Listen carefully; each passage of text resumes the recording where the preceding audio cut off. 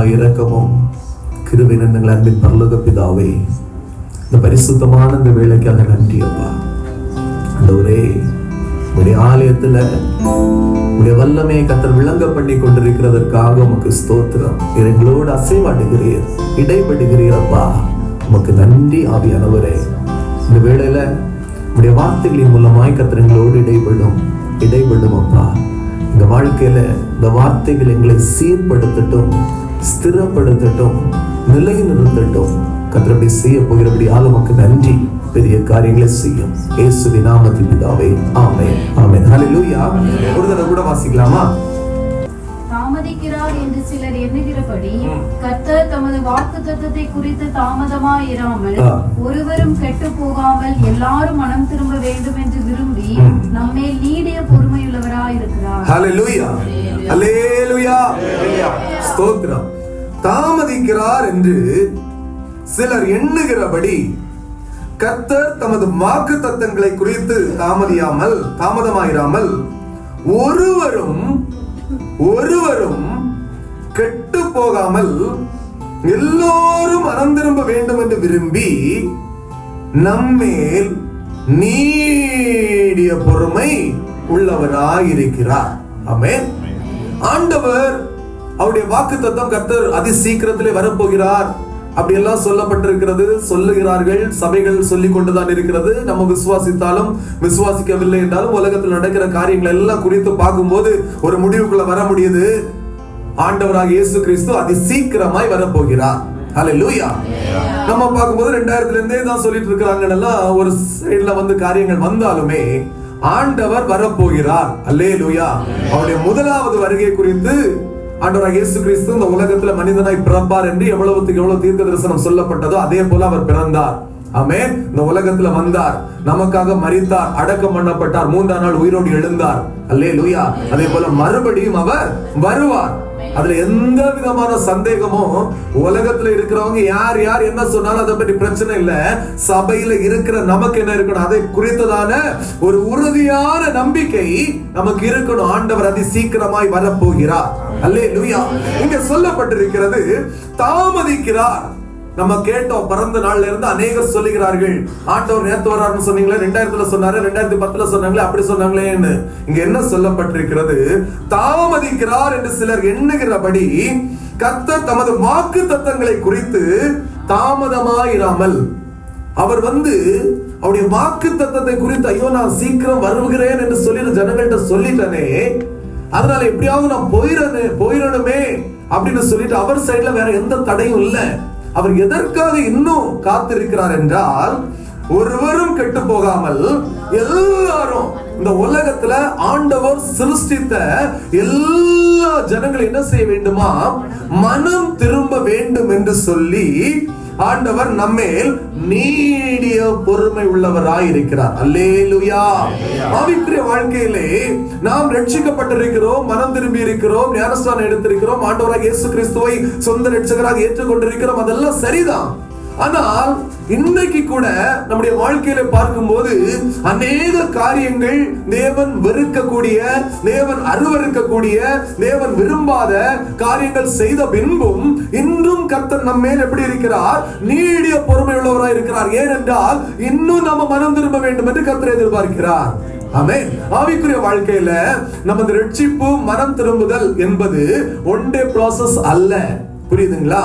அது நம்ம தெளிவா தெரிந்து கொள்ள வேண்டும். இன்னைக்கு நம்ம கேட்டாச்சுன்னா எல்லாருமே சொல்ற காரியம் என்னன்னா, நான் மனம் திரும்புறேன், நான் ரட்சிக்கப்பட்டிருக்கேன் பிரதர், அது ஓகே, சந்தோஷம், ஞானஸ்நானம் எடுத்திருக்கிறோம், அதெல்லாம் சரி. ஆனால் ரட்சிக்கப்படுகிற அனுபவம் என்பது அனுதினமும் டெய்லி ப்ராசஸ். அது அல்லேலூயா. பவுல் சொல்லும்போது சொல்லுகிறார், வேத வசனம் சொல்லுகிறது என்ன? முடிவு பரியந்தம் நிலை நிற்பவனே ரட்சிக்கப்படுவான். ஆண்டவராக இயேசு கிறிஸ்து வரும்போது அவருடைய வருகையில யார் காணப்படுகிறார்களோ அவங்க தான் என்னது? ரட்சிக்கப்பட்டவங்க. ஆமென். ஹல்லேலூயா. ஆவிக்குரிய வாழ்க்கையிலே அந்த சிந்தனை நமக்கு எப்பொழுதுமே இருக்கணும்.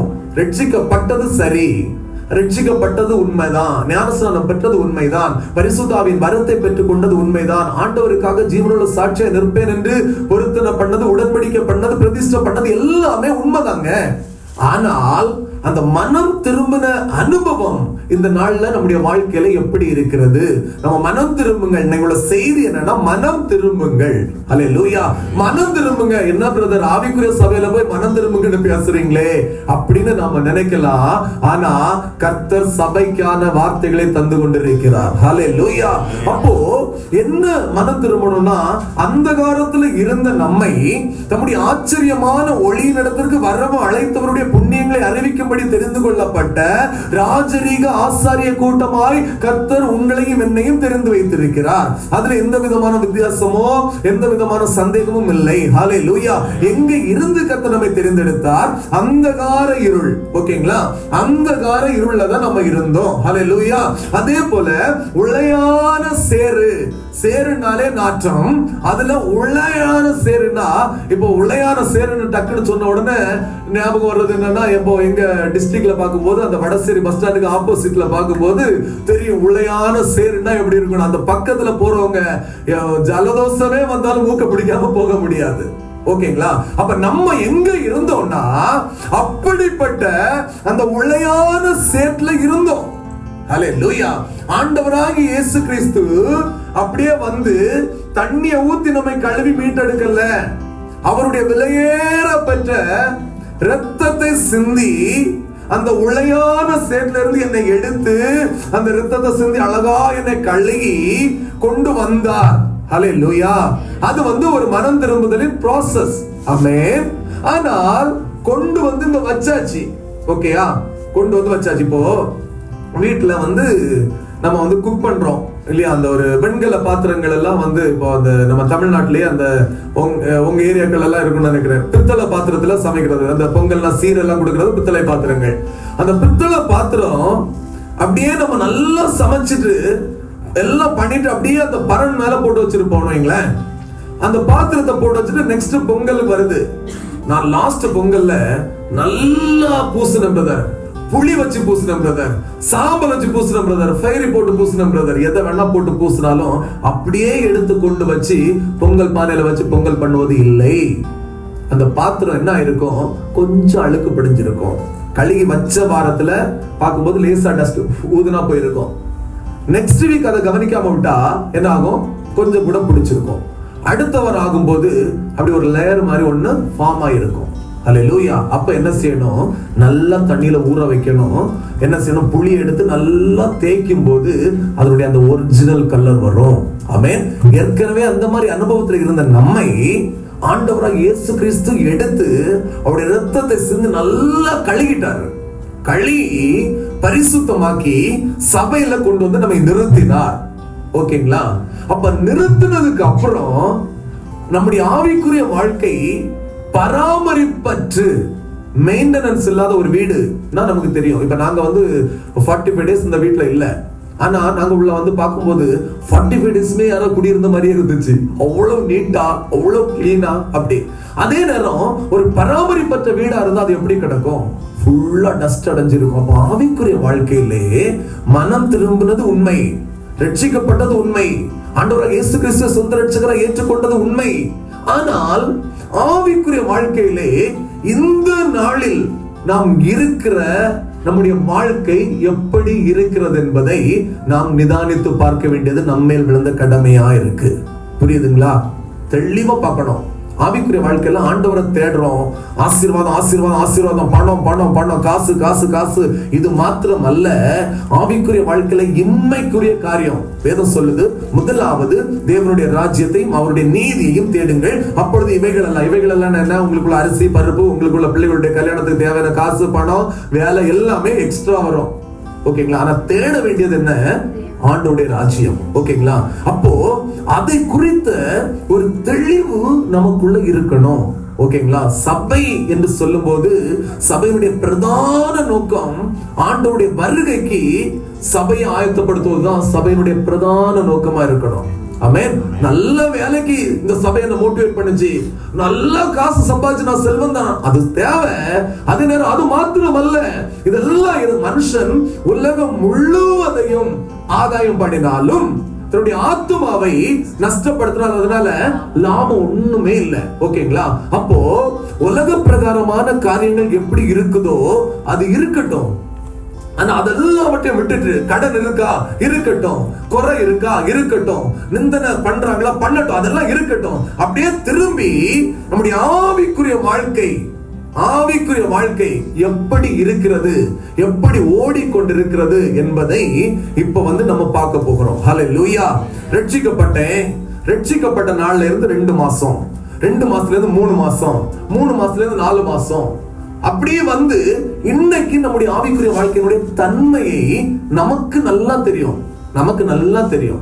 வேற யாருக்கும் தெரியாது, கர்த்தருக்கு தெரியும், நமக்கு தெரியும். ஆவிக்குரிய வாழ்க்கையிலே இன்னைக்கு நான் எப்படி இருக்கிறேன், ரட்சிக்கப்பட்ட நாள்ல எப்படி இருந்தேன், பரிசுத்த ஆவியின் அபிஷேகத்தை பெற்ற நாள் ஆண்டவருக்காக வைராக்கியமா ஜீவனையும் கொடுப்பதற்காக நான் நின்னேன். ஆனா இன்னைக்கு பார்க்கும்போது அந்த தரிசனம் இல்ல. அன்னைக்கு நல்லா ஜோம் பண்ணேன், ஆனா ஜோம் பண்ணதுல இன்னைக்கு இல்ல.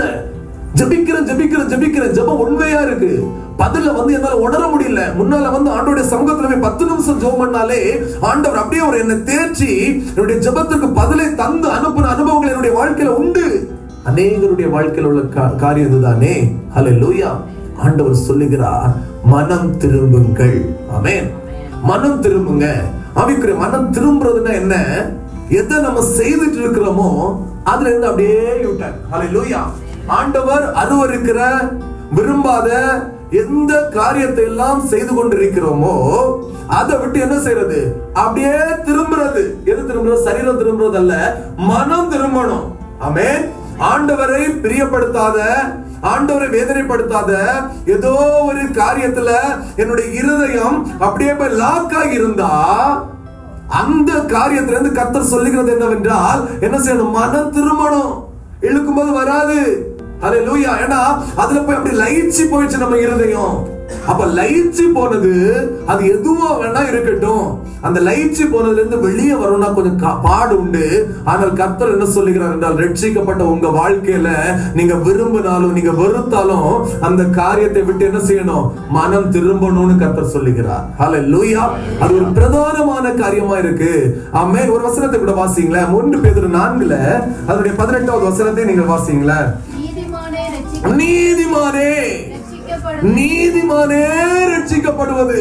அப்படின்னா சபையில ஆண்டவருடைய பந்தியில அமர்ந்திருக்கிற நீதிமானே ரட்சிக்கப்படுவது அரிதானால், அப்ப உலக பிரகாரமான ஜனங்களை குறிச்சு பக்தி இல்லாதவனும் பாவியும் எங்க நிற்பான்? ஹல்லேலூயா. ஆவிக்குரிய வாழ்க்கையிலே ஆண்டவருக்காக வைராக்கியமாய் தன்னுடைய பிரதிஷ்டையிலே நிற்க வேண்டிய நீதிமானே ரட்சிக்கப்படுவது அரிதுனா. ஹல்லேலூயா. ஆமென். நீதிமானே ரட்சிக்கப்படுவது அரிதானால் அந்த பாவிகள் என்ன செய்வார்கள்? ஆமென். ஆவிக்குரிய வாழ்க்கையில நம்ம நிதானிக்கணுங்க. ஆண்டவர் என்னை தெரிந்தெடுத்தார். எதுக்கு தெரிந்தெடுத்தார்? ஏங்க நம்ம ஊர்லயே நம்மளை தான் ஆண்டவர் நீதிமான்னு தெரிஞ்சதுனால எடுத்தாரா? ஊரை விடுங்க, நம்ம குடும்பத்துல நம்மளை விட அப்படி கைண்ட்னஸ் உள்ளவங்க யாரும் இல்லையா? நிறைய பேர் இருக்காங்க. ஹல்லேலூயா. அப்படி எல்லாம் இருக்கும்போது ஒண்ணுக்குமே தேவையில்லை என்று சொல்லி புறக்கணிக்கப்பட்ட உங்களை என்னை கர்த்தர் தெரிந்தெடுத்து வச்சிருக்கிறார்னா அது ஒரு நோக்கம் இல்லாம பை மிஸ்டேக்ல ஆண்டவர் பண்ணார்னு நினைக்கிறீங்களா? இல்ல. ஹல்லேலூயா. அப்போ ஆவிக்குரிய வாழ்க்கையிலே ஆண்டவர் உங்களை பிரித்தெடுத்து வைத்திருக்கிறார்னா அவருக்கு ஒரு பிரதான நோக்கம் உண்டு. அப்ப அந்த நோக்கத்தை அறிஞ்சு அந்த நோக்கத்துல எப்படி இருக்கணும்? ரொம்ப கான்சியஸா இருக்கணும். ஆண்டவரே, இந்த உலகத்தால் கரைபடாதபடி என்ன நான் பாதுகாத்துக் கொள்ளத்தக்கதான் ஒரு நல்ல கிருபை எனக்கு தாங்கன்னு ஆண்டவருடைய சமூகத்துல கிடந்து கேட்கணும். ஆமென். அதுதான் ஆண்டவர் சொல்கிறார், மனம் திரும்பணும். இன்னைக்கு கேட்ட சங்கீதத்துல 4வது வசனத்தை வாசிங்க. ஹல்லேலூயா. 16வது சங்கீதம் 4. அந்நிய தேவனை நாடி பின்பற்றுகிறவர்களுக்கு என்ன பெருகும்? வேதனைகள் பெருகும். எப்போ பார்த்தாலும் ஆவிக்குரிய வாழ்க்கை, பழைய வாழ்க்கை, பிரித்தெடுத்த வாழ்க்கை, பரலோக வாழ்க்கை. ஹல்லேலூயா. இருள இருந்து கர்த்தர் பிரிச்செடுத்து கொண்டு விட்டுட்டாரு. மறுபடியும் அந்த இருளை பார்த்து சல்யூட் பண்ணிட்டு இருக்க கூடாது. பார்க்க வேண்டிய கண்ணுங்கன்னா பரலோகத்தை குறிச்சு. ஆமென். எங்க குறிச்சு? பரலோகத்தை குறிச்சு. அதுக்கு ஒரு பெரிய எக்ஸாம்பிள் சோதம் குமாரா, மிடில் வழி, மலை. ஹல்லேலூயா. மலைக்கு போ. எதுக்கு போ? ஜீவன் தப்ப. மலை கண்மலை, கண்மலையாகி கிறிஸ்துவை நோக்கி ஓடுன்னு சொல்லும் போது லோத்தினுடைய மனைவி பின்னிட்டு பார்க்கிறான். என்ன? இச்சை, பணம், உலகம், பாவ வாழ்க்கை. ஹல்லேலூயா. இன்னைக்கு உப்பு தூணா நின்று கொண்டிருக்கிறார்களாம். ஆமென். எனக்கு அருமையான சகோதரனே, சகோதரி, ஆவிக்குரிய வாழ்க்கை அப்படிங்கிறது ரொம்ப சென்சிட்டிவான வாழ்க்கை. ஆண்டவரோடு கூட இணைந்து ஓடிட்டு இருக்கிறோம்னா வெரி ஈஸி. ஆனா உலகத்துக்கும் அங்கேயும் தலையை காமிப்பேன், இங்கேயும் வாழ காமிப்பேன்னா மிக கடினம் உள்ள ஒரு வாழ்க்கை. ஹல்லேலூயா. ரொம்ப ரொம்ப ரொம்ப ஜாக்கிரதையா இருக்கணும். ஆமென். ஆண்டவர் என்னை பிரித்து எடுத்துட்டார். சோதம், பாவம், ஆமென், பிரித்து எடுத்து கொண்டு வந்து என்னை விட்டு இருக்கிறார். இங்க இருந்து என்னுடைய சிந்தனை எனக்கு ஒத்தாசை ஒரு பர்வதமாகி இயேசு கிறிஸ்துவை நோக்கிதான் என்னுடைய சிந்தனை எப்பொழுதுமே இருக்கணும். அப்படியே என்னுடைய சிந்தனையை, என்னுடைய ஆவி, ஆத்மா, சரீரத்தை நான் என்ன செய்யணும்? டியூன் பண்ணி வச்சிருக்கணும். அல்லேலூயா. அப்படி டியூன் பண்ணாத சூழ்நிலையில இருக்கும்னா இந்த நாள்ல மனம் திரும்புங்கள் என்று கர்த்தர் சொல்லுகிறார். ஹல்லேலூயா. ஆமென். மனம் திரும்புங்கள். இந்த நாள்ல சங்கீதத்துல அந்நிய தேவனை நாடி பின்பற்றுகிறவர்களுக்கு வேதனை பெருகும். ஹல்லேலூயா. அந்நிய தேவன்னா உங்களுக்கு எல்லாருக்கும் தெரியும். ஆமென். புறஜாதி ஜனங்கள் இந்த நாளிலேயே தேவன் என்று வழிபட்டு கொண்டிருக்கிறார்கள். அந்த குடும்பங்களில நீங்க பார்க்கும்போது அநேக குடும்பங்களில நீங்க பாப்பீங்க, நல்ல வேலை செய்யும் போது அவங்களுடைய தெய்வத்து மேல நல்ல பக்தியா இருப்பாங்க, நல்ல ஆசீர்வாதமா இருக்கிறது போன்று தோணும். ஒரு செகண்ட்ல எல்லாமே தவிடுபடி ஆனதுக்கு அப்புறம் ஒரு எதிர்காலத்தை குறிச்ச நம்பிக்கையே இல்லாம ஆண்டவரை தேடி வருவாங்க. அநேக சாட்சிகள் நான் என்னுடைய கண்ணார கண்டது உண்டு. வரும்போது ஒரு சமாதானத்தை தருகிறது ஆண்டவராகிய இயேசு கிறிஸ்து. இந்த உலகத்துல ஒருவருக்கு சமாதானத்தை தர முடியும் என்று சொன்னால் அது ஆண்டவராகிய இயேசு கிறிஸ்து தான். ஆமென். அப்ப இப்ப என்ன? புறஜாதியா இருந்தீர்கள், அந்த காலத்துல இருந்தீர்கள், அந்நிய தேவர்களை பின்பற்றி கொண்டு இருந்தீர்கள். அதுல இருந்து வந்தாச்சு. ஆனா மறுபடியுமே என்ன செய்யக்கூடாது? அந்த சிந்தனை வரக்கூடாது. அது சாதாரண விஷயம் அல்ல. வேத வசனம் தெளிவாய் சொல்லுகிறது, நாய் தான் கக்கினதை, ஹல்லேலூயா, புரியுதுங்களா? அது வந்து ரொம்ப அருவருக்கக்கூடிய செயல். அப்ப ரட்சிக்கப்பட்டு வந்தாச்சு. இப்போ இங்க இருக்கிறதுல மேபி சிஎஸ்ல இருந்து வந்திருப்பீங்க, கேத்தலிக்ல இருந்து வந்திருப்பீங்க, ஹிந்துஸ்ல இருந்து வந்திருப்பீங்க, ஈவன் ஜெபல்ஸ் ஆர்சில இருந்து வந்தது. அப்ப இந்த தடவை மறுபடியும் போயிட்டு இப்ப வெக்கேஷன் போறோம்னா எங்க கொஞ்சம் நின்னுக்கோங்க, அந்த மாதாட்ட மட்டும் லைட்டா சொல்லிட்டு, அதெல்லாம் இல்ல. பிரித்தெடுக்கப்பட்டவன்னா உனக்குள்ள ஒரு பிரதிஷ்டை இருக்கணும். குடும்பத்துல சொல்லுவாங்க, அம்மா அதை சொல்லுவாங்க, அப்பா அதை சொல்லுவாங்க, மாமா அதை சொல்லுவார், தாத்தா அதை சொல்லுவாரு. ஒரு கொஞ்சம் விபூதி தானே, சும்மா போடு. இல்ல, பிரித்தெடுக்கப்பட்ட உன்னுடைய பிரதிஷ்டையில தெளிவா இருக்கணும். ஹல்லேலூயா. அந்த மாதிரி அனுபவங்கள் இருந்தா இந்த நாள்ல மனம் திரும்பணும். அப்படி மனம் திரும்பலைன்னா ஆண்டவருடைய கரத்துல இருந்து ஒண்ணுமே பெற்றுக்கொள்ள முடியாது. அதனால ஆவிக்குரிய வாழ்க்கையில ஒரு பிரயோஜனமே இல்லை. ஆமென். இங்க சொல்லப்பட்டிருக்கிறது, இங்க பாருங்க, அந்நிய தேவனை நாடி பின்பற்றுகிறவர்களுக்கு வேதனைகள் பெருகும், அவர்கள் செலுத்துகிற இரத்தமான பலிகளை நான் செலுத்த மாட்டேன். ஆண்டவர் நம்மிடத்துல ஆண்டவர் அன்புள்ளவர், இரக்கமுள்ளவர், அதே நேரத்துல வைராக்கிய வாஞ்சை உள்ள தேவன், அவர் எரிச்சல் உள்ள தேவன். புரியுதுங்களா? அதுல கர்த்தர் ரொம்ப அருவருக்கிறது விக்கிரக ஆராதனை. புரியுதுங்களா? விக்கிரக ஆராதனை அப்படின்னு சொல்லும் போது ஆண்டவருடைய சமூகத்துல இயேசு போட்டோ தானேன்னு சொல்லிட்டு அதுல போயிட்டு இப்படி எல்லாம் வச்சுட்டு இருக்க கூடாது. அப்படி ஒரு போட்டோ உங்க ரூம்ல இருந்தானே எடுத்து போட்டுருங்க. அப்படி தேவையில்லை. கர்த்தர் ஆவியா இருக்கிறார். அவரை தொழுது கொள்ளுகிறவர்கள் ஆவியோடும் உண்மையோடும் அவரை தொழுது கொள்ள வேண்டும். புரியுதுங்களா? ஏன்னா இப்ப ஆரம்பத்துல அப்படி வர்றீங்கன்னா அந்த மாதிரி யாராவது சொல்லிருப்பாங்க, இயேசு போட்டோ தானே நீ சொல்லி கும்பிடு. இல்ல, அவசியம் இல்ல. ஆண்டோடைய சமூகத்துல நீ மன கசந்து அழுது, இயேசப்பா எனக்கு இறங்குங்கன்னு சொன்ன அந்த இடத்துல உன்னுடைய கண்ணீரை துடைத்து உனக்கு ஆறுதலை தருவதற்கு அவர் ஜீவன் உள்ளவராய் இன்றும் ஜீவித்துக் கொண்டிருக்கிறார். ஆமென். அவர் போட்டோலயோ சொருபத்திலயோ போய் தேட அவசியம் இல்ல. மாதா போட்டோவா இருக்கட்டும், எதுவா இருக்கட்டும், வீட்டுல இருந்து அடிச்சு நொறுக்குங்க, தூக்கி வீசுங்க. அது இல்லைன்னா ஆண்டவருக்கு நீங்க ஒரு பிரியமான பிள்ளைகளா வாழ முடியாது. ரெண்டு எஜமானுக்கு வேலையே செய்ய முடியாது. புரியுதுங்களா? ஆண்டவர் எலியா சொல்லுகிறார், கர்த்தர் தெய்வமானால் கர்த்தரிடத்துல வாங்க. அவர் கம்பல் பண்ணி எப்படியாவது இயேசுட்ட ஆண்டவர்ட்ட வாங்கன்னு சொல்லல. கர்த்தர் தெய்வமானால் கர்த்தரிடத்துல வாங்க, பாகால் தெய்வமானால் பாகால் இடத்துல போங்க. ஹல்லேலூயா. ஆவிக்குரிய வாழ்க்கையில நீங்க நடுவுல நிக்கிறீங்க, புரியுதுங்களா? இதுவரை உங்க வாழ்க்கையில நடத்தி வந்த கர்த்தர் அவர் எவ்வளவு உண்மை உள்ளவராய் இருக்கிறார். உபாகமத்துல பார்க்கும்போது ஒரு தகப்பன் தன்னுடைய பிள்ளைகளை தோள் மேல் சுமந்து கொண்டு செல்வது போல இந்த இடம் வரைக்கும் உங்களை சுமந்து கொண்டு வந்ததை கண்டீர்களே. எத்தனை வேதனை, எத்தனை அவமானம், எத்தனை நிந்தனைகள். மடிந்து போவோம் என்று சொல்லி நினைச்ச நாட்கள் கூட உண்டே. அந்த நாட்கள் எல்லாம் மடிந்து போகாதபடி உங்களை இந்த இடம் வரை கொண்டு வந்து நிறுத்தினாரே. அந்த தேவன் செய்த மகத்துவத்துக்கு ஈடா இந்த உலகத்துல எந்த தெய்வம் செய்திருக்குதுங்க? ஹல்லேலூயா. ஆமென். ஆவிக்குரிய வாழ்க்கையிலே அந்த வைராக்கியம் இருக்கணும், புரியுதுங்களா? ஈவன் உங்க வீட்டுல அந்த மாதிரி பொருட்கள் இருந்தன்னா அதை தூக்கி வீசணும். அது இருக்கிறது வரைக்கும் சாபத்தீடானது ஆகான் ஒழிச்சு வச்சான். என்ன செஞ்சாங்க? லாஸ்ட் கல்லெறிஞ்சு கொன்னாங்க. ஹல்லேலூயா. அப்ப சாபத்தீடானது ஆண்டவராகிய இயேசு கிறிஸ்து சொல்கிறார், பிசாசுடையது என்னிடத்துல இல்ல. அப்ப அந்த ஒரு தைரியம் நமக்குள்ள இருக்கணும். வீட்டுல அந்த இது இந்த இது அந்த சொரூபம் இந்த சொரூபம் எந்த சொரூபமும் நமக்கு தேவையில்லை. ஜீவனுள்ள தேவன் உன்னுடைய பாளையத்துல அவர் ஜீவனுள்ளவராய் உலாவி கொண்டிருக்கிறார். உன்னை உன்னுடைய பிள்ளைகளையும் எல்லாரையும் ஆசீர்வதிக்கத்தக்கதாய்.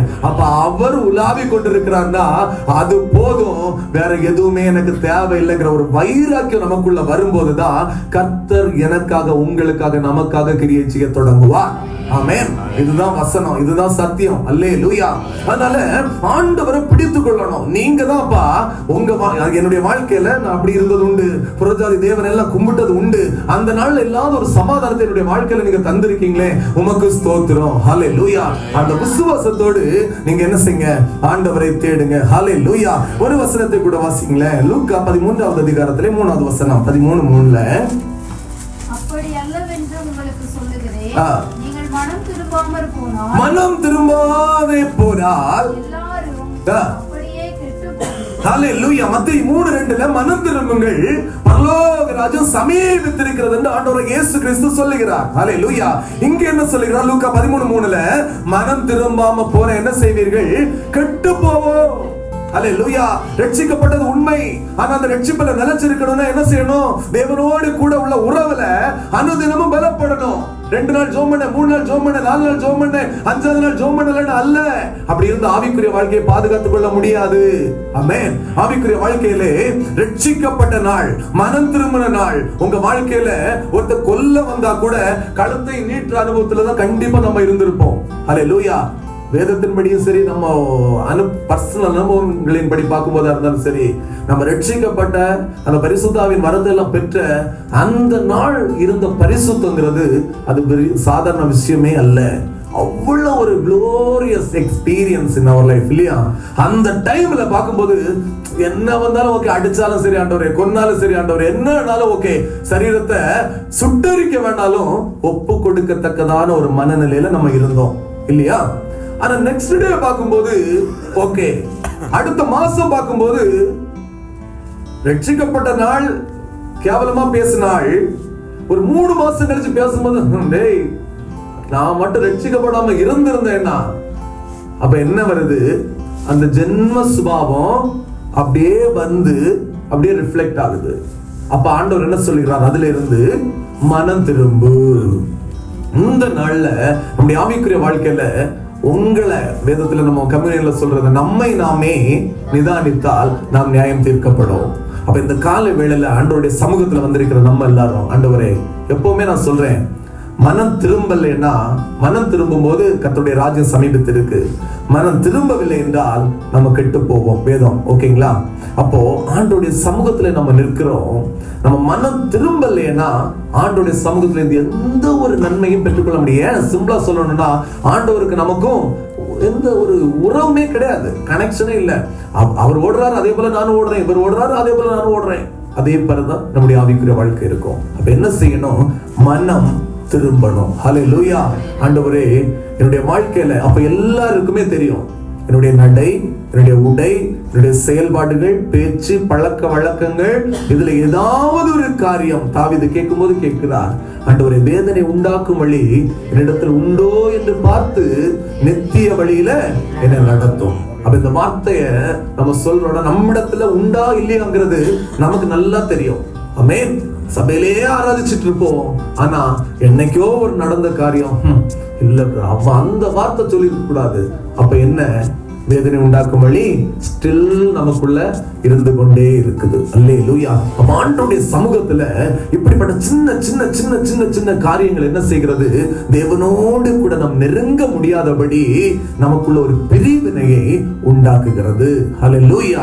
அப்ப ஆண்டவருடைய சமூகத்துல இருந்து இயேசப்பா என்ன சொன்னாலும் சரி, அல்லேலூயா, என்ன சொன்னாலும் சரி, உங்களுக்கு ஜெயத்தை, ஆசீர்வாதத்தை, நன்மையை தருவது என்ன? கர்த்தர். ஆமென். அங்கிருந்து வருகிறத இங்க இருக்கிறவங்க ஒருத்தர் பேசி தடை பண்ணிக்கிடவே முடியாது. அதை தெளிவா நீங்க புரிஞ்சுக்கணும். ஓகேங்களா? கர்த்தர் உங்க வாழ்க்கையில நியமித்தது, அதுல யோபு அழகா சொல்கிறார், எனக்கு குறித்ததை அவர் நிறைவேற்றுவார். பழைய ஏற்பாடு விசுவாசியா இருந்தாலும் பரிசுத்தவானா இருந்தாலும் எவ்வளவு ஒரு கிளாரிட்டி, எனக்கு குறித்ததை அவர் நிறைவேற்றுவார். அப்ப உங்களுக்கு குறித்ததை அவர் நிறைவேற்றுவார். ஆனா அவர் உங்க வாழ்க்கையில செய்யணும்னா என்ன செய்யணும்? மனம் திரும்பணும். அபிஷேகம் பெற்றது உண்மை, சந்தோஷம். ரட்சிக்கப்பட்டது உண்மை, சந்தோஷம். ஆனா ரட்சிக்கப்பட்ட நாளுக்கும் இன்னைக்கும் நம்ம இருக்கிற அந்த வாழ்க்கை முறை, நம்முடைய நடைமுறை வாழ்க்கையில நம்ம எப்படி இருக்கிறோம் என்பதை அறிந்து ஏதாவது லிட்டரலா பெரிய கொலை பண்ணாம இருக்கலாம், பெரிய விபச்சாரம் வேசித்தனம் பண்ணாம இருக்கலாம், ஆனா ஏதோ ஒரு காரியம் அல்லேலூயா நம்முடைய வாழ்க்கையில தேவனை விட்டு நம்மை பிரிக்குதா, தேவனோடு உறவாட முடியல. ஆண்டவரே நினைக்கிறேன், ட்ரை பண்றேன், ஆனா ஜெபம் பண்ண முடியல, ஜெபம் வரல, ஏன் அப்படின்னு சொல்லிட்டு கேட்கும்போது கர்த்தர் அந்த காரியங்களை நினைப்பூட்டுவார். அவைகளை விட்டு மனம் திரும்ப வேண்டும் என்று கர்த்தர் சொல்லுகிறார். ஹல்லேலூயா. அப்ப மனம் திரும்பினா நம்ம வாழ்க்கையில என்ன நடக்கும் அப்படிங்கிற காரியத்தை நாம் பார்க்க போகிறோம். ஏசாயா தீர்க்கதரிசன புஸ்தகத்திலே 19வது அதிகாரம் அதனுடைய 22வது வசனத்தை நாம் வாசிக்கலாம். ஏசாயா 19:22 கர்த்தர் எகிப்தியரை வாதையினால் அடிப்பார், அடித்து குணமாக்குவார். அவர்கள் கர்த்தரிடத்தில் மனம் திரும்புவார்கள். அப்பொழுது அவர்கள் விண்ணப்பத்தை கேட்டு அவர்களை குணமாக்குவார். அப்போ மனம் திரும்புங்கள், குணப்படுவீர்கள். என்ன பண்ணுவீங்க? குணமாவீர்கள்.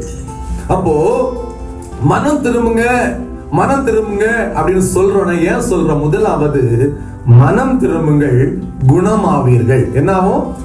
அப்ப குணமாகணும். நான் குணமாகலைன்னா அதுக்கு என்ன செய்யணுமா? மனம் திரும்பணும். மனம் திரும்பிட்டா என்ன வரும்? குணமாயிருவோம். ஹல்லேலூயா. ஒரு வசனத்தை கூட வாசிப்போமா? எரேமியா 3வது அதிகாரத்துல 22வது வசனத்தை வாசிங்கள். எரேமியா 3:22 வாசிக்கும் போது, பிள்ளைகளே திரும்புங்கள். அப்போ நிற்கிற இடத்துல இருந்து நம்ம என்ன செய்யணும்? திரும்பணும். தேவனை நோக்கி திரும்புங்கள். வாசிங்க.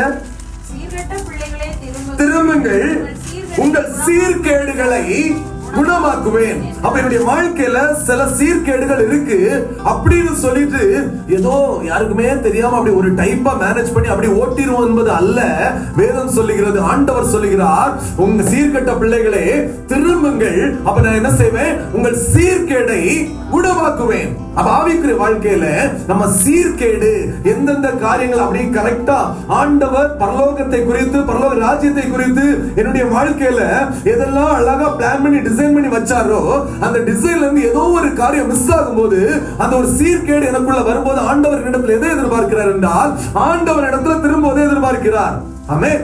அவரிடத்துல திரும்பும் போது கர்த்தர் என்ன செய்கிறார்? மறுபடியும் என்னை குணமாக்குகிறார். எதற்கு? என்னுடைய வாழ்க்கையில் உள்ள எல்லா சீர்கேடுகளையும் மாற்றி ஒரு சீரோடு கூட ஆண்டவருடைய சமூகத்தை நோக்கி ஓடத்தக்கதான ஒரு நல்ல கிருபையை கர்த்தர் என்னுடைய வாழ்க்கையில கட்டளையிடுகிறார். ஹல்லேலூயா. ஒரு வசனத்தை கூட நாம் வாசிப்போம். சங்கீதங்களின் புஸ்தகத்திலே ஏசாயா 57:18 கூட வாசிங்க. 57:18 ஆண்டவர் சொல்லுகிறார், அவர்கள் வழிகளை நான் பார்த்து அவர்களை குணமாக்குவேன், அவர்களை நடத்தி திரும்பவும் அவர்களுக்கும். ஹல்லேலூயா. ஆண்டவர் என்ன சொல்லுகிறார்? அவரிடத்துல திரும்பணும். சீர்கெட்ட பிள்ளைகளே இடத்துல திரும்புங்க, நான் உங்க சீர்கேடு எல்லாம் குணமாக்குவேன் அப்படின்னு ஆண்டவர் சொல்லுகிறார். அப்படி குணமாக்க ஆண்டவர் நம்ம லைஃப்ல வர்றாரு. ஓகேங்களா? வந்துட்டு நம்முடைய வழிகளை பார்க்கிறாரு. நம்முடைய வழிகளை பார்த்து ஆண்டவர் என்ன செய்வாராம்? குணமாக்குகிறார். ஹல்லேலூயா. அப்ப ஆவிக்குரிய வாழ்க்கையிலே ஆண்டவர் நம்மிடத்துல வரும்போது அவர் குணமாக்கத்தக்கதான வழியில நம்ம என்ன செய்யணும்? நடந்து கொண்டு இருக்கணும். எப்போ பார்த்தாலும் சரிங்க, எப்போ பார்த்தாலும் சரி இவர் தானே அசால்ட்டா பேசிடலாம், அவர் தானே, இருதயத்துல கூட நினைக்காம இருங்க. ஆவிக்குரிய வாழ்க்கையில நம்ம எல்லாருமே ஈஸியா சொல்றது என்னன்னா, அமேசிங் கிரேஸ் மினிஸ்ட்ரி, அந்த மினிஸ்ட்ரி எல்லாம் நிறைய இருக்கு. ஆனால் புதிய ஏற்பாடு கிருபையின் காலம் தான். அந்த கிருபையின் காலம் என்ன, எதற்குன்னா ஆண்டவர் தந்த அந்த சத்தியத்துல ஓடுவதற்கு தான் அந்த கிருபையை தவிர எனக்கு மனம் போல வாழ்றதுக்கு அல்ல. அல்லேலூயா. பழைய ஏற்பாட்டுல ஒரு கத்தி எடுத்து ஒரு சகோதரனை குத்துறாதான் கொலை பாதகன். புதிய ஏற்பாட்டுல அந்த சிந்தனை எனக்குள்ள வந்தாலே நான் கொலை பாதகன். புரியுதுங்களா? அல்லேலூயா. அப்போ புதிய ஏற்பாட்டுல இருக்கிற நம்ம எவ்வளவு சென்சிட்டிவா இருக்கணும். அல்லேலூயா. ஒருவருக்கு ஒரு நன்மை ஆண்டவர் கொடுக்கிறார்னா உங்க இருதயம் தயவு செய்து, ஒருவேளை நம்ம குணாதிசயமே அதா இருக்கலாம். சிலவங்க வந்து ஊர்ல பார்க்கும்போது பைப் மூட்ல இருப்பாங்க, ஃப்ரிட்ஜா வாங்குற, வாஷிங் மிஷினா வாங்குற, ஒருவேளை அதே மாதிரியே நம்ம பார்த்து பழகி இருக்கலாம். ஆனா ஆண்டவருக்குள்ள கேட்கணும், ஏசப்பா இப்படிப்பட்ட காரியம் மனசுக்குள்ள வரக்கூடாது ஆண்டவரே. அவர் ஃப்ரிட்ஜ் வாங்கினா வாங்கட்டு, வேண்டாம் டபுள் டோர் வாங்கட்டு, ரூம் ஃபுல்லாவே ஃப்ரிட்ஜ் ஆகட்டும், தயவு சரியா. அப்படின்னா அந்த சிந்தனை நமக்குள்ள வரும்போது ஒரு வன்கண்ணனா நம்ம மாறுறோம். நமக்கு கர்த்தர் தருகிற ஆசீர்வாதங்கள் அங்க தடப்பட்டு போகுது. புரியுதுங்களா? மற்றவர்கள் நல்லா இருக்கணும்னு நினைக்கும் போது கர்த்தர் நம்முடைய வாழ்க்கையில நன்மையானதை தருவார். யார் வேணா என்ன வேணா வாங்கட்டும், உண்மையாட்டுங்க. ஆண்டோட சமூகத்துல இதுக்கெல்லாம் கேட்கணும். இதெல்லாம் ஒரு கிருபை. இருந்து கதறி அழுது கேளுங்க. அந்த சிந்தனை ஊர்ல பாத்திருக்கீங்களா? ஊர்ல இவர் ஏசி வாங்கிட்டாருன்னா இவர் வந்து 1 லட்சம் ரூபாய் சம்பளம் வாங்குவாரு, அவர் ஒரு ஏசி வாங்கிடுவாரு.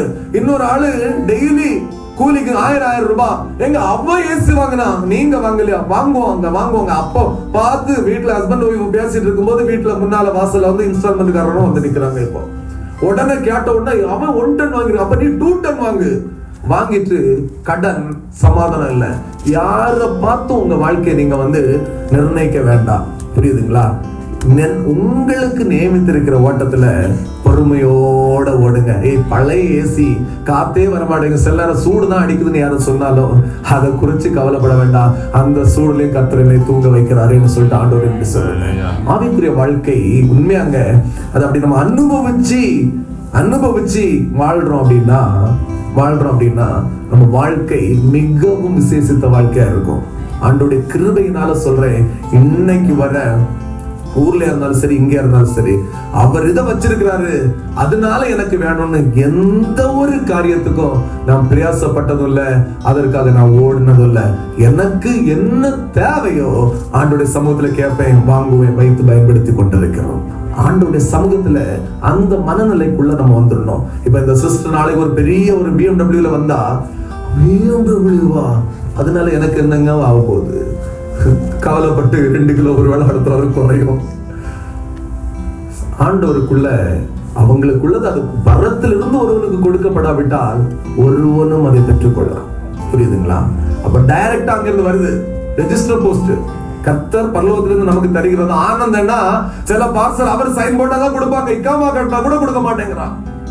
உலக பிரகாரமான கொரியர் அப்படின்னா பரத்திலிருந்து வர்றது. ஆனந்த் பிரதர் இல்ல, அப்ப பாபு பிரதர் வச்சு யூஸ் பண்ணிக்கிடுங்க. நோ வேங்க.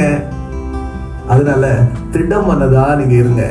யாரு எங்க வேணாலும் ஓடட்டும், யார் என்ன வேணாலும் செய்யட்டும், யார் எதை வேணாலும் வாங்கட்டும். எனக்குள்ள வாழ்க்கையில ஆண்டவர் எனக்கு தேவைகளை அறிந்து அதை தந்திருக்கிறாரே, அதற்காக ஸ்தோத்திரம். ஆமென். தங்க தட்டு தரல, ஆனா பிளாஸ்டிக் தட்டுலயாவது போட்டு சாப்பிடுறதுக்கு சாப்பாடு தந்திருக்கிறாரே, அதற்காக ஸ்தோத்திரம். ஒருவேளை கஞ்சிக்கு வழி இல்லாம எவ்வளவு ஜனங்கள் ரோட்ல அலைஞ்சிட்டு இருக்காங்களே, அந்த மனசோட கூட ஆண்டவரை நம்ம என்ன செய்யணுமா? துதிக்கணும். ஹல்லேலூயா. எது அவர் தருகிறாரோ, ஆண்டவர் வரும்போது நம்ம வாழ்க்கை எப்படி இருக்கணும்? அவர்கள் வழிகளை பார்த்து நம்ம என்ன செய்வாரா? நம்மை குணமாக்குவார். அப்ப அப்படியே அவர் வரும்போது என்னுடைய இருதயத்தின் நினைவுகள் அவன் கடனும் இவன் கடனும், அவன் அப்படி ஆகக்கூடாது, அவன் ஆசீர்வதிக்க கூடாதுன்னு நான் நினைச்சிட்டு இருந்தா என் வாழ்க்கையில கர்த்தர் எனக்கு ஒரு குணத்தை தரவே முடியாது, எனக்கு ஒரு ஆசீர்வாதத்தை தரவே முடியாது. பாப்பாரு, உன் வழி எனக்கு மாறுபாடா இருக்குப்பா. பிலேயாமுக்கு எதிராளியாய் வந்தார். ஹல்லேலூயா. வழிகளை பார்த்து குணமாக்குவார். வந்து பாப்பா, என்னுடைய வழிகள் வந்து சமாதானத்தின் வழிகளா இருக்கும்போது என்னுடைய வாழ்க்கையில கர்த்தர் என்னை குணமாக்குவார். ஆமென். என்னுடைய வழி மாறுபாடா இருந்தால் கர்த்தர் எனக்கு எதிராளியாய் வருவார். அது எந்த விதமான சந்தேகமும் இல்லை. ஆண்டவரிடத்துல கொஞ்சம் கூட பட்சபாதகமே கிடையாது. கொண்டு வந்துட்டு எப்படியாவது கொடுத்துட்டு போவோம் நல்லா கிடையாதுங்க. ஆண்டவர் பார்க்கும்போது நம்முடைய வழிகள் ஆண்டவருக்கு பிரியமான வழிகளா இருக்கணும். ஒரு வசனத்தை இப்படி வாசிங்க. சங்கீதம் 103 3வது வசனத்துல இருந்து வாசிங்களா. 3ல இருந்து 103 அவரும் அக்கிரமங்கள் எல்லாம் மன்னித்து உன் நோய்களை எல்லாம் ஆண்டவர் என்ன செய்கிறாரா? குணமாக்குகிறார். அப்ப நம்முடைய வாழ்க்கையிலே ஆண்டவருடைய சமூகத்திலே நாம் மனம் திரும்பும் போது நம்முடைய அக்கிரமங்கள், ஆண்டவருக்கு பிரியமில்லாத காரியங்கள், நம்மிடத்தில் இருக்கிற கோபங்கள், வைராக்கியங்கள், எரிச்சல்கள், மற்றவர்களை வேதனைப்படுத்துகிற காரியங்கள், அவைகளை எல்லாம் மன்னிக்கிறார். நம்முடைய நோய்களை எல்லாம் குணமாக்குகிறார். குணமாக்குகிறதோடு மாத்திரமல்லாம நம்முடைய பிராணனை, நம்முடைய ஆத்துமாவை அழிவு விலக்கி மீட்டு உன்னை என்ன செய்கிறாரா? கிருபையினாலும் இரக்கங்களினாலும் முடி சுட்டுகிறதோடு மாத்திரமல்ல, நன்மையினால் உன் வாயை திருப்தியாக்குகிறார். கழுகுக்கு சமானமாய் உன் வயது திரும்பவும் வாழ வயதாய் மாறுகிறது. ஹல்லேலூயா. ஆமென். மனம் திரும்பும் போது ஆண்டவர் நமக்கு தருகிற ஆசீர்வாதம்.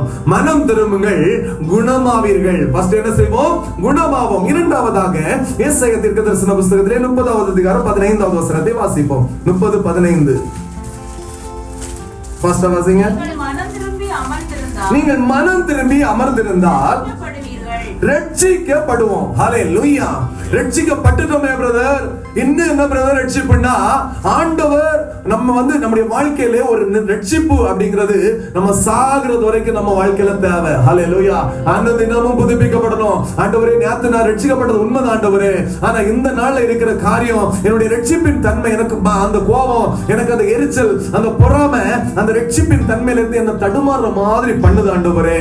மறுபடியும் என்னுடைய வாழ்க்கையில என்ன செய்யணும்? மறுபடியும் நான் உங்களோடு கூட நெருங்கணும், உறவாடணும், என்னை சீர்படுத்துங்க, என்னுடைய ஆவியை புதுப்பிங்க அப்படின்னு நம்ம கேட்கணும் ஆண்டவருடைய சமூகத்திலே. ஹல்லேலூயா.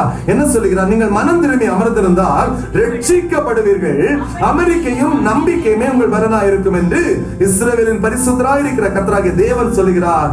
ஹல்லேலூயா. நீங்களோ செய்ய மனதா இருக்கல. அல்லேலூயா. அப்ப ஆண்டவருடைய சமூகத்துல மனம் திரும்பும் போது குணமாகிறோம். மனம் திரும்பும் போது ரட்சிக்கப்படுகிறோம். ரட்சிக்கப்படுகிறோம் என்றால் ஆவிக்குரிய ரட்சிப்பு, உலக பிரகாரமாய் பாதுகாக்கப்படுகிறோம். ஹல்லேலூயா. ஆமென். என்ன செய்யப்படுகிறோம்? பாதுகாக்கப்படுகிறோம். நோவா பெருவெள்ளத்திற்கு பாதுகாக்கப்படுகிறார். ஹல்லேலூயா. ஆனால் நோவாவுக்கு கர்த்தருடைய கண்களிலே கிருபை கிடைத்தது. ஆனா அதே அதிகாரத்துல சொல்லப்பட்டிருக்கிறது, நோவா கர்த்தர் தனக்கு கட்டளையிட்டபடி எல்லாம் செய்தார். அப்ப ஆவிக்குரிய வாழ்க்கையிலே கர்த்தர் இன்னைக்கு சங்கீதத்துல கூட நாம் நடக்க வேண்டிய வழியை போதித்து காட்டுகிறவர். நான் என்ன அந்த சங்கீதத்துல பார்த்தோம்? 16வது சங்கீதத்தை திருப்புங்க. எனக்கு ஆலோசனை தந்த கர்த்தரை துதிப்பேன். அப்படின்னா நம்ம என்ன வழியில எல்லாம் நடக்கணுங்கிறது ஆண்டவருக்கு தெரியும். 32:8 தானே, நான் உனக்கு போதித்து நீ நடக்க வேண்டிய வழியை உனக்கு காட்டுவேன், உன்மேல் என் கண்ணை வச்சு உனக்கு ஆலோசனை சொல்லு, நான் உனக்கு போதித்து நீ நடக்க வேண்டிய வழியை உனக்கு காட்டுவேன். அப்ப ஆண்டவர் நோவாவிடத்துல எதெல்லாம் சொன்னாரோ சொன்னல கொஞ்சம் கூட பிசுறாம அப்படியே செய்தார். கர்த்தருடைய கண்ணுல கிருபை கிடைச்சது. பெருவெள்ளத்துக்கு உலகமே அழிஞ்சது. நோவா பாதுகாக்கப்பட்டார், ரட்சிக்கப்பட்டார். ஹல்லேலூயா. அப்ப ஆவிக்குரிய வாழ்க்கையிலே நம்ம என்ன செய்யணும்? ஆண்டவர் நமக்கு சொல்லுகிற காரியத்தை அப்படியே செய்யணும். நம்முடைய சுய புத்தியின் மேல் சாராம. ஆவிக்குரிய வாழ்க்கையில ரொம்ப ரொம்ப முக்கியமான ஒரு காரியம், நம்முடைய சுய புத்தியின் மேல சாயக்கூடாது. சூழ்நிலையை பார்க்கும்போது இதெல்லாம் கரெக்டா இருக்கு, அப்ப இப்படியே போனா நல்லா இருக்கும், அப்படி அல்ல. ஆண்டவருடைய சமூகத்தில் அமர்ந்திருந்து, ஆண்டவரே நான் என்ன செய்யணும்? ஹல்லேலூயா. இந்த காரியம் மேரேஜ் காரியம்னா ஆண்டவருடைய சமூகத்துல இருந்து கேட்கணும். ஏசப்பா, என்னுடைய எதிர்காலத்தை குறிச்சு உங்க திட்டம் என்ன? குடும்பங்கிறது சாதாரண விஷயம் அல்ல. 40 வயசு வரை அல்லது 30 வயசு வரை 20 வயசு வரை நீங்க ஒண்டியா டிராவல் பண்ணிட்டு வரலாம். அடுத்தது உங்க லோடு கொஞ்சம் குறைந்த நேரம் உங்களோட கூட சேர்ந்து அந்த லோடை இழுத்து மொத்தம் கொண்டு போவதற்கு வருகிறதா வாழ்க்கை துணையாகிய மனைவி. ஹல்லேலூயா. அப்ப அந்த காரியத்துல ரொம்ப கான்சியஸ் ஆண்டவருடைய சமூகத்துல இருக்கணும். ஆமென். திருமணம் நடக்கும், பார்த்தா அவங்க புரோக்கர் வந்து சொன்னால் நடக்கும், சொந்த பந்தங்கள் சொன்னா நடக்கும். ஆனால் மனைவி கர்த்தர் அருளும் ஈவு. ஹல்லேலூயா. மனைவி கர்த்தர் அருளும் ஈவு. ஆமென். ஒரே சரீரம். அப்ப அந்த ஒரே சரீரம்னு சொல்லும்போது உங்க பாடு உங்க கூட சேர்ந்து சுமக்கிற ஒரு சரீரம். அப்ப ஆண்டவருடைய சமூகத்தில் ஆண்டவரே அதற்கு தகுந்தாற் போல என்னுடைய மனைவியை ஆயத்தப்படுத்துங்கன்னு கேட்கணும். அல்லேலூயா. அப்படி ஆண்டவருடைய சமூகத்துல நம்ம கேட்கும் போது கர்த்தர் நம்முடைய வாழ்க்கையை சொல்வார், ஏய் போ, இப்படி போ, இதை செய், அதை செய், அதை செய்ன்னு சொல்லிட்டு சொல்லுவார். அந்த முடிவு எப்படி இருக்கும்னா சமாதானமா இருக்கும். அல்லேலூயா. ஆண்டவர் சொல்லுகிறார், மனம் திரும்புங்கள், ரட்சிக்கப்படுவீர்கள். அல்லேலூயா. ஒரு வசனத்தை கூட வாசிங்களேன். மார்க் 16வது அதிகாரத்திலே 16வது வசனம், விசுவாசம் உள்ளவன் ஆகி ஞானஸ்நானம் பெற்றவன் ரட்சிக்கப்படுவான். அப்போ ஆவிக்குரிய வாழ்க்கையில ஞானஸ்நான சத்தியத்துக்கு இதுவரை கீழ்ப்படியாம இருக்கிறீங்கன்னா, அதை கேட்காம இருக்கிறீங்கன்னா ஆண்டவருடைய சமூகத்துல கேட்கணும். விசுவாசம் உள்ளவன் ஆகி. ஆமென். நான் சிஎஸ்ஐல வந்து பார்க்கும்போது சின்ன வயசுல ஞானஸ்நானம் எடுத்திருந்தேன். ஆனா அந்த டைம்ல விசுவாசம்னா என்னன்னு நமக்கு தெரியாது, சத்தியம்னா என்னன்னு தெரியாது, எதுவுமே தெரியாது. உண்மையாவே சொல்லணும்னா ஃப்ரெண்ட்ஸ் கூட கடந்து தண்ணியில மீன் பிடிச்சிட்டு இருந்தோம். அப்படியே வந்து கூட்டிட்டு உள்ள போய் ஞானஸ்நானம் இருந்தாங்க. தவறுன்னு நான் சொல்ல வரல. ஆனால் வேதம் என்ன சொல்லுகிறது என்றால், விசுவாசம் உள்ளவன் ஆகி ஞானஸ்நானம் பெற்றவன் ரட்சிக்கப்படுவான். அப்ப ஆவிக்குரிய வாழ்க்கையிலே விசுவாசம் உள்ளவன் ஆகணும். ஆனதுக்கு அப்புறம் அவனுக்கு என்ன கொடுக்கணும்? ஞானஸ்நானம் கொடுக்கணும். ஹல்லேலூயா. கொடுக்கும்போது அவன் என்ன செய்கிறான்? ரட்சிக்கப்படுகிறான். விசுவாசியாதவனோ ஆக்கினைக்குள்ளாக தீர்க்கப்படுவான். அப்ப ஆவிக்குரிய வாழ்க்கையிலே நம்ம என்ன செய்யணும்? மனம் திரும்பணும். அப்ப நம்ம என்ன செய்வோம்? ரட்சிக்கப்படுவோம். அப்போஸ்தலர் 4வது அதிகாரத்திலே 12வது வசனத்தை வாசிங்க. அவரால் அன்றி வேறொருவராலும் ரட்சிப்பு இல்லை. அப்ப இந்த உலகத்திலே நீங்களும் நானும் ரட்சிக்கப்படணும், பாதுகாக்கப்படணும், ஒரு விடுதலையை பெற்றுக்கொள்ள வேண்டும் என்று சொன்னால், உலகத்துல அந்த மூலை இந்த மூலை, அங்க இங்க, அங்க போனீங்கன்னா இது நடக்கும், இங்க போனீங்கன்னா இது நடக்கும் எல்லாமே நம்ம கேள்விப்பட்டிருப்போம். அங்க போய் அதை கட்டி வச்சீங்கன்னா அது ஆகும். இல்லங்க, வேதம் சொல்லுகிறது, அவராலே அன்றி வேறு ஒருவராலும் ரட்சிப்பு இல்லை. அவரால் அன்றி, எவரால் அன்றி, வானத்தையும் பூமியையும் அண்ட சராசரங்களை உண்டு பண்ணின ஆண்டவராகிய இயேசு கிறிஸ்துவாலே அன்றி வேறு ஒருவராலும் ரட்சிப்பு இல்லை.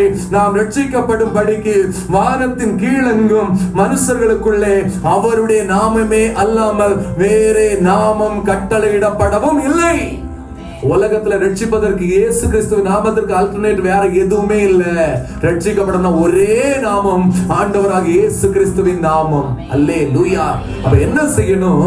ரட்சிக்கப்படணும்னா மனம் திரும்பணும். திரும்பும் போது ரட்சிக்கப்படுவோம். ஹல்லேலூயா. அடுத்ததாக எசேக்கியேல் தீர்க்கதரிசன புத்தகத்திலே 18வது அதிகாரத்திலே 31 வாசிங்களேன். 18:31. நீங்கள் துரோகம் பண்ணின உங்களுடைய எல்லா துரோகங்களையும் உங்கள் மேல் இராதபடி விலக்கி உங்களுக்கு புது இருதயத்தையும் புது ஆவியையும் உண்டு பண்ணிக் கொள்ளுங்கள். இஸ்ரவேல் வம்சத்தாரே, நீங்கள் ஏன் சாக வேண்டும்? மனம் திரும்புங்கள், அப்பொழுது பிழைப்பீர்கள். 3வது காரியம், மனம் திரும்புங்கள், அப்பொழுது பிழைப்பீர்கள். பிழைப்பீர்கள். ஹல்லேலூயா. அப்போ நீங்க, உங்க குடும்பம், உங்க பிள்ளைகள் பிழைத்திருக்கணும் அப்படின்னா என்ன செய்யணும்? மனம் திரும்பணும். புரியுதுங்களா? யோவான்ல சொல்கிறார், 3 யோவான் நினைக்கிற, பிரியமானவனே, உன் ஆத்துமா வாழ்வது போல நீ எல்லாவற்றிலும் வாழ்ந்து சுகமாய் இருக்கும்படி வேண்டுகிறேன். அப்போ நம்முடைய ஆத்துமா எப்படி இருக்குதோ அதே போலதான் வாழ்க்கை. அதான் ஊர்ல கூட இந்த ஹிந்துஸ் வெட்டிங்ல சொல்லுவாங்க, மனம் போல வாழ்க்கை. எப்படி வாழ்க்கை? மனம் போல வாழ்க்கை. மனம் போல வாழ்க்கைனா எப்படியாவது மனம் போல வாழல. நம்முடைய மனசு, அதேதான் வசனம் என்ன சொல்லுதுன்னா, பிரியமானவனே, உன் ஆத்துமா, உன் மனம், உன் இருதயம் எப்படி வாழுதோ அதே போல நீ எல்லாவற்றிலும் சுகமாய் வாழு. அல்லேலூயா. அப்படின்னா என்னுடைய ஆத்துமா எப்படி இருக்கணும்? கிறிஸ்துவோடு கூட புஷ்டியும் செழுமையுமா இருக்கும் போது என்னுடைய வாழ்க்கையில எப்படி இருக்கும்? எல்லாமே சமாதானமாய், சந்தோஷமாய், ஆசீர்வாதமாய் இருக்கும். அல்லேலூயா. அல்லேலூயா. ஆமென். எங்கேயோ ஒரு இடத்துல ஒரு ஜெனரேட்டர் இருக்குது. ஒரு வெட்டிங் ஃபங்க்ஷன், ஏதோ ஒரு ஃபங்க்ஷன்ல நம்ம பார்த்திருப்போம், எங்கேயோ ஒரு இடத்துல இருக்குது. ஆனா அந்த ஜெனரேட்டர்ல இருந்து பவர், கரெக்டான பவர் வரும்போது, ஒருவேளை 1/2 கிலோமீட்டர்லாம் தாண்டி அந்த சவுண்ட் ரொம்ப மோசமா இருக்குன்னு சொல்லிட்டு அங்க இருந்தா கூட இந்த வீட்டுல உள்ள வெளிச்சங்கள், அது இது எல்லாத்தையுமே ஒளி கொடுத்து நல்ல அழகுள்ளதாக்குது. அதே போல நம்முடைய இருதயம் எப்படி இருந்தாலும் தேவனோடு கூட அப்படி இசைந்து இருக்கும்போது நீங்க கையிட்டு செய்கிற காரியங்கள், உங்க வேலை, போக்குவரத்து, பிரயாணம், குடும்ப வாழ்க்கை, பிள்ளைகளுடைய காரியங்கள் எல்லாவற்றிலும் ஒரு செழிப்பை காண முடியும். அல்லேலூயா. நான் சொல்கிறார், மனம் திரும்புங்கள், அப்பொழுது என்ன செய்வீர்கள்? பிழைப்பீர்கள். யாக்கோபு 1வது அதிகாரத்திலே 14வது வசனத்தை வாசிங்களேன். அவனவன் தன் சுய இச்சையினாலே இழுக்கப்பட்டு சிக்குண்டு சோதிக்கப்படுகிறான். சிக்குண்டு சோதிக்கப்படுகிறான். அவனவன் தன் சுய இச்சையினாலே இழுக்கப்பட்டு சிக்குண்டு சோதிக்கப்படுகிறான். ஹல்லேலூயா. எந்த ஒரு காரியமா இருந்தாலும் சரி, ஒரு காரியத்துல உங்களுக்கு கர்த்தர் என்ன தந்திருக்கிறாரோ அதை வச்சு பினான்சியல் மேனேஜ்மெண்ட் ஆவிக்குரிய வாழ்க்கையில ரொம்ப ஜாக்கிரதையா இருக்கணும். ஒரு காரியம் வருதுன்னா, இந்த மாசம் இந்த காசு வருது ஆண்டவரே, அப்ப இதை வச்சு நான் என்ன பண்ணணும்?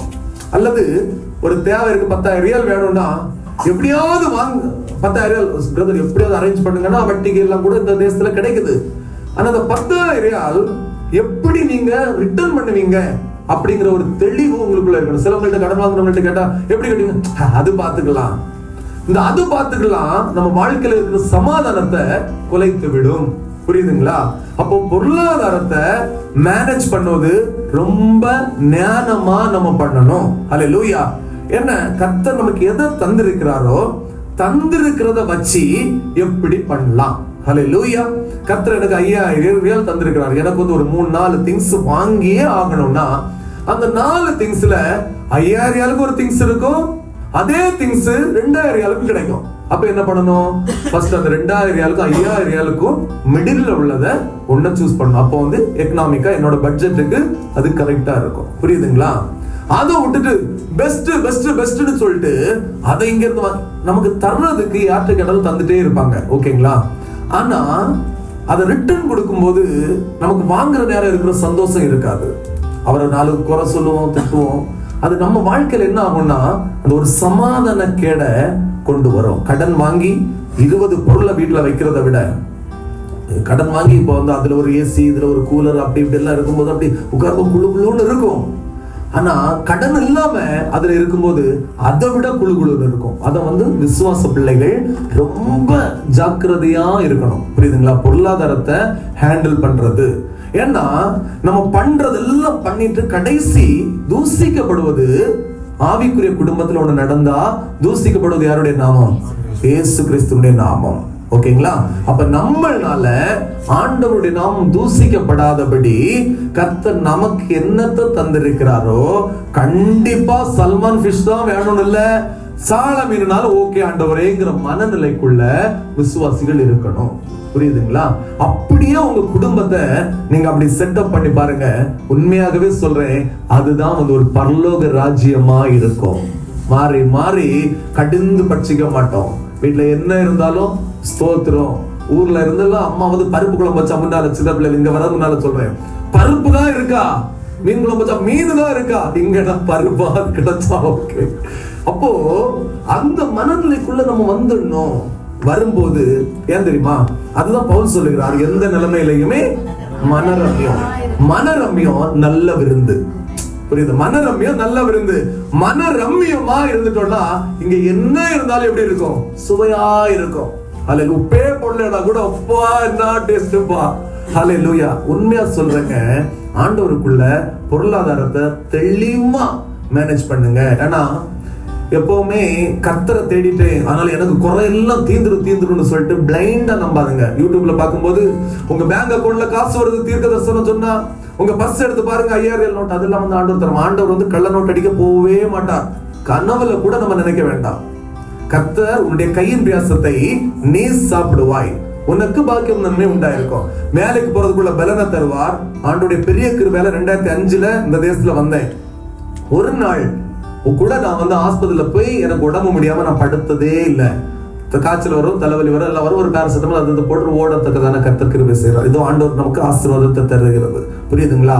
அதே நேரம் அப்படியே இந்த இடம் பொத்து 2,000 நோட்டு, 100 ரியால் நோட்டு அதெல்லாம் வராது. கர்த்தர் நமக்கு தந்திருக்கிறத மனசமாதானத்தோடு தெளிவா மேனேஜ் பண்ற அளவுக்கு நம்ம என்ன செய்யணும்? ஒரு ஞானத்தை ஆண்டோடைய சமூகத்துல கேட்டு பெற்றுக்கொள்ளணும். ஹல்லேலூயா.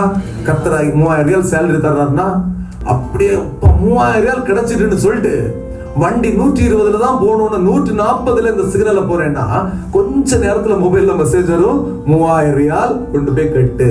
அது எதனால வந்தது? கர்த்தர்னாலயா? என்னுடைய கொழுப்புனால. அப்ப பொருளாதாரத்துல ஆண்டவர் நமக்கு தந்திருக்கிற ஒரு காசை குறிச்சும் நம்ம கணக்கு ஒப்புவிக்கணும். ஆண்டவர் ஆசீர்வதிச்சு தர்றதுல அதுல ரொம்ப கான்சியஸா இருக்கணும்.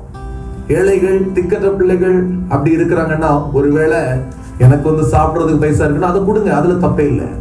அது கர்த்தருக்கு கடன் கொடுக்குறீங்க, அவர் திரும்ப தருவார். ஓகேங்களா? அதை விட்டுட்டு ரொம்ப லேவிஷா அது இது அப்படி இப்படின்னு சொல்லிட்டு பண்றவங்க பண்ணட்டும், அவங்க அப்படியே நம்மளை மோட்டிவேட் பண்ணுவாங்க, இது வாங்க நல்லா இருக்கட்டும்ங்க, என் அப்பா எனக்கு தேவைகளை அறிந்து தந்து கொண்டிருக்கிறாங்கிற ஒரு மனநிறைவோடு பொருளாதாரத்தை சரியா ஹேண்டில் பண்ணுங்க. கர்த்தர் நம்முடைய கைப்பிரயாசங்களை ஆசீர்வதிப்பார். ஏன் அப்படின்னா அவன் தன் சுய இச்சையிலே இழுக்கப்பட்டு சிக்குண்டு சோதிக்கப்படுகிறான். இழுக்கப்பட்டாச்சு, சிக்குண்டாச்சு, அப்ப என்ன வருது? சோதனை வருது. ஆனா அதுக்கப்புறம் நம்ம ஆண்டவரை ப்ளேம் பண்ணக்கூடாது. அடுத்த வசனம் சொல்லுது, பின்பு அந்த இச்சையில இழுக்கப்படுறது, சிக்குன்றது, சோதிக்கப்படுறது எல்லாம் ஓகே. அடுத்தது அந்த இச்சையானது என்ன கொண்டு வருது? கர்ப்பம் தரிக்குது. அது டெலிவர் பண்ணுது எதை? சின், பாவம். அல்லேலூயா. அப்ப நம்ம என்ன கேட்டகரிக்குள்ள போயிடுறோம்? பாவத்துக்குள்ள போயிடுறோம். என்ன செஞ்சோம்? அப்படி என்னங்க பெரிய கொலை பண்ணோம்? ஒண்ணும் பண்ணல. சாதாரணமான இச்சை கர்ப்பம் தெரிந்து பாவத்தை பிறப்பிக்குது. பாவம் பூரணமாகும் போது மரணத்தை கொண்டு வருது. மரணம் என்ன மரணம்? ஆத்தும மரணம். ஆத்தும மரணம். சூழல் எல்லாம் தப்பு. ஆத்துமா என்ன ஆயிடுச்சு? கடன் நெருங்கிடுச்சு, போராட்டம் மாறிடுச்சு, ரொம்ப பிரச்சனை. அங்க போனா அவர் பிடிக்கிறார், இங்க போனா இவர் பிடிக்கிறார், எல்லாம் வந்துருச்சு, சமாதானம் இல்ல. அப்ப என்ன ஆயிடுது? ஆத்துமா செத்து போகுது. எப்படி நடக்கிறோம்? நடைபடமா நடக்கிறோம். நம்மள்ட்ட ஒருத்தர் பேசிட்டே இருப்பாரு, பிரதர் கேக்குதா? என்ன சொன்னீங்க பிரதர்? அல்லேலூயா. ரொம்ப ஜாக்கிரதையா இருக்கணும். நம்மை ஒரு சாதாரண இச்சை எந்த ரேஞ்சில் கொண்டு வந்து விடுது? நடைப்பிணமாய் மாற்றி விடுகிறது. அல்லேலூயா. ஆத்தும மரணத்தை நமக்குள்ள விளைவிக்குது. அப்ப ஆவிக்குரிய வாழ்க்கையில் ஆண்டவர் சொல்லுகிறார், மனம் திரும்புங்கள், பிழைப்பீர்கள். பிழைப்புனா என்ன? நம்ம சரீர பிழைப்பு மாத்திரம் அல்ல, ஆத்துமா பிழைக்கும். ஆத்துமா பிழைச்சிருக்கணும்னா என்ன செய்யணும்? மனம் திரும்பணும். இன்கேஸ் ஆண்டவருடைய சமூகத்துல ஏதோ உங்க அறியாமைனாலே, ஏதோ ஒரு காரணத்தினால எதுலயோ போய் சிக்கிட்டீங்கன்னா, ஆண்டவருடைய சமூகத்துல பிளான் பண்ணுங்க. இந்த மாசத்துல இருந்து இப்படிப்பட்ட காரியங்கள், இந்த காரியம் என்னுடைய வாழ்க்கையில ரொம்ப கஷ்டப்படுத்துது, எனக்கு சமாதானமே இல்லைன்னா ஆண்டவருடைய சமூகத்துல இருந்து அப்படி கால்குலேட் பண்ணுங்க. இந்த அமௌண்ட் எனக்கு தந்திருக்கீங்க ஆண்டவரே, நான் தெரியாம தப்பை பாவமே பண்ணிட்டேன்ப்பா, என்னுடைய வாழ்க்கையில எனக்கு ஒரு விஷயம் இறங்கி என்னுடைய கடன் பாரத்தை எல்லாம் முடிக்க எப்படியாவது எனக்கு உதவி செய்யுங்கன்னு சொல்லிட்டு கேளுங்க. நிச்சயமா ஆண்டவர் உங்க வாழ்க்கையில உதவி செய்வதற்கு உண்மை உள்ளவராயிருக்கிறார். ஹல்லேலூயா. மனம் திரும்புங்கள், அப்பொழுது பிழைப்பீர்கள். ஹல்லேலூயா. ஆண்டவருடைய சமூகத்துல நீங்க கேளுங்க, நிச்சயமா ஆண்டவர் ஒரு வசனத்தை கூட வாசிப்போம். அப்போஸ்தலர் 8வது அதிகாரத்திலே 22. இந்த அப்போஸ்தலர் 2:38 வாசிங்களா? 2:38. பேதுரு அவர்களை நோக்கி மனம் திரும்பி ஒவ்வொரு பாவ மன்னிப்பு கேட்டு கிறிஸ்துவின் நாமத்தினாலே ஞானஸ்நானம் பெற்றுக்கொள்ளுங்கள், அப்பொழுது பரிசுத்த ஆவியின் வரத்தை பெறுவீர்கள். ஹல்லேலூயா. மனம் திரும்புங்கள், அப்பொழுது ஆவியின் வரத்தை பெறுவீர்கள். ஹல்லேலூயா. இங்கே பேதுரு அழகா சொல்லுகிறார்.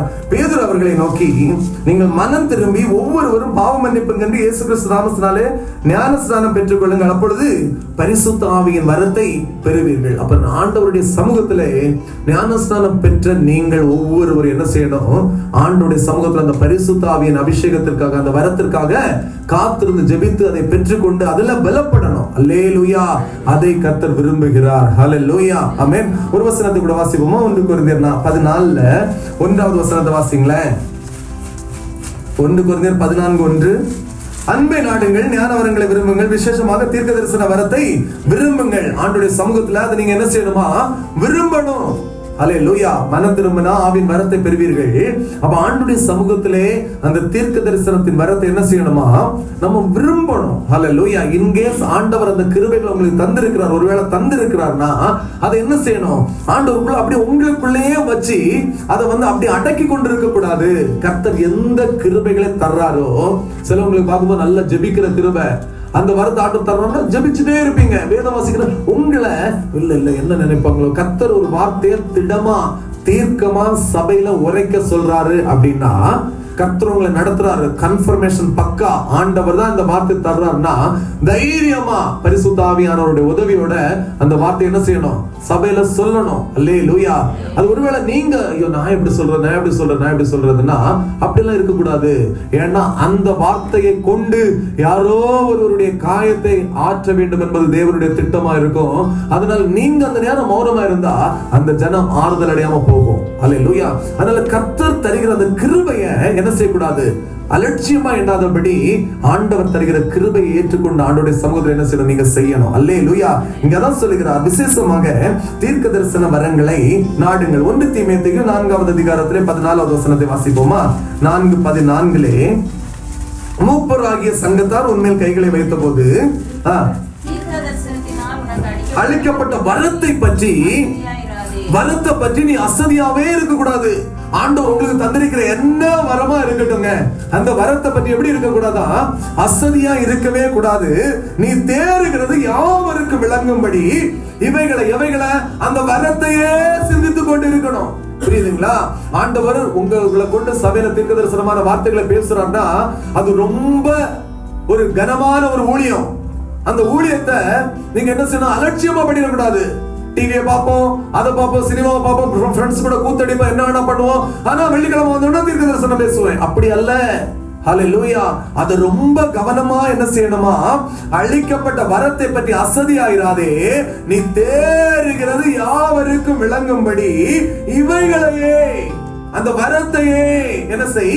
சிந்தித்து கொண்டிரு. அப்ப ஆண்டவருடைய சமூகத்துல கேட்கணும். சகோதரி மாதிரிலாம் நல்ல ஆவியில ஜெபிக்கணும். ரூம்ல இருக்கிறீங்கன்னா 4 பேரை கூப்பிட்டு வச்சு ஆவியில ஜெபிக்கணும். சகோதரர்கள் அப்படிதான், சகோதரிகள் மாத்திரம் ஜெபம் பண்ணணும் இல்ல, எல்லாரும் ஜெபிக்கணும்.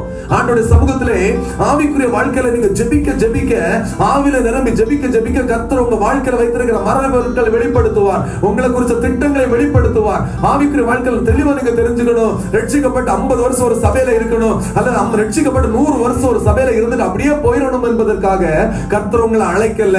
ஆண்டவர் உங்களை அழைத்ததனுடைய நோக்கம் என்ன என்பதை ஆண்டவருடைய சமூகத்தில் இருந்து பெற்றுக்கொள்ளணும், அறிந்து கொள்ளணும். அந்த நோக்கத்தையே சிந்தித்துக் கொண்டு அந்த நோக்கத்தில் நீங்க பலப்படும் போது கர்த்தர் உங்களை கனமான பாத்திரங்களை எடுத்து பிரயோஜனப்படுத்த முடியும். ஹல்லேலூயா. ஆமென். ஆண்டவருடைய சமூகத்துல வர்றீங்கன்னா ஒவ்வொருவருமே யூனிக். புரியுதா? நான் பண்றதை இவர் பண்ண மாட்டார், அவர் பண்றதை என்னால பண்ண முடியாது. அதனால கர்த்தர் இங்க பல குடும்பத்துல பல ஆட்களை கொண்டு வச்சிருக்கிறார்னா ஆண்டவர் ஒவ்வொருவரையும் கொண்டு இசைவா இந்த மாளிகை ஆண்டவருடைய ராஜ்யத்தை கட்டி கொண்டிருக்கிறார்.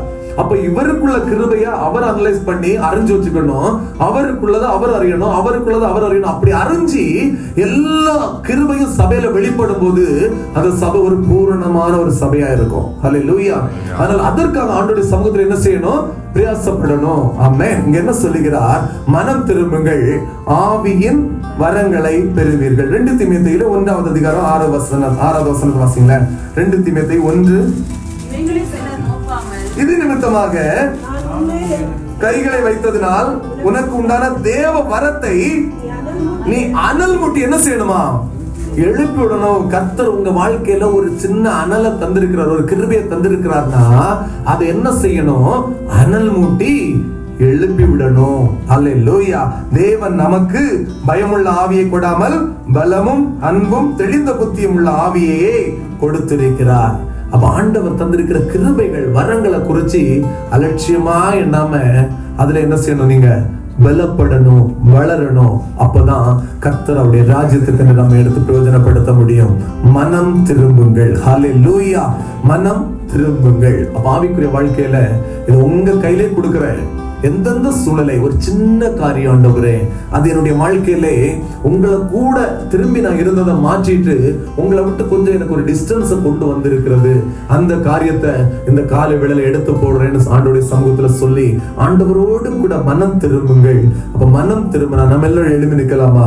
மனம் திரும்பினா குணம் ஆவீர்கள், மனம் திரும்புங்கள் ரட்சிக்கப்படுவீர்கள், மனம் திரும்புங்கள் பிழைப்பீர்கள், மனம் திரும்புங்கள் ஆவியின் வரத்தை பெறுவீர்கள். ஹல்லேலூயா.